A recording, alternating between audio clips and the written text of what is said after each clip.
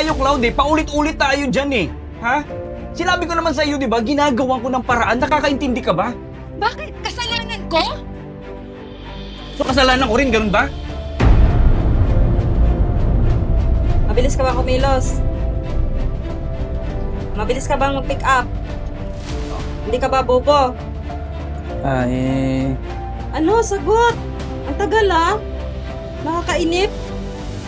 This is a common problem with OFWs that once they have a problem, it really affects the way they think or the way they act. So instead of facing it, they just want to go home. Kahit matagal na dito, di mo iwasan yan. Oo nga. Huwag ka na malungkot dyan.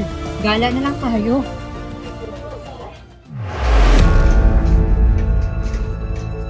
Ito na balitaan ko, Chong. Bakit mga kapatid ko ba kayo? Naghahari-harian kayo sa pamana, ha? Bakit, Chong? Hindi pa ba sapat na ginagatasan mo kami dito, sa upa namin dito, at sa Pilipinas, ginagatasan mo ang magulang ko! Anong naguguluhan, ha, Ray? Hindi mo ba naisip, ha? O baka naman kinakampihan mo yung tsuhi natin? Ano, magkakampi kayo? Ano? Masaya na kayo? Ha? Masaya na kayo? May cancer ang nanay ko? Sagot! Bayan, bibili ka na ng atat.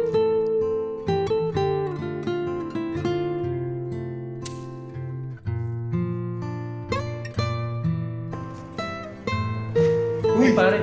Uy, tol. Yung menu namin. Ha? Menu? Kailangan to. Bakit? Ano ba? Wala ba yung stock menu? Ingat ka, unahin mo sarili mo. Salamat. Huwag mo kalimutan. Okay. Ayun, naintindihan ko na lahat tayo may kanya-kanyang goals sa buhay. Yun nga lang, magkaiba yung sa akin. Pwede ba naman ipareho mo? Kung gugustuhin mo. Tignan natin. Kailan ka doon, ha?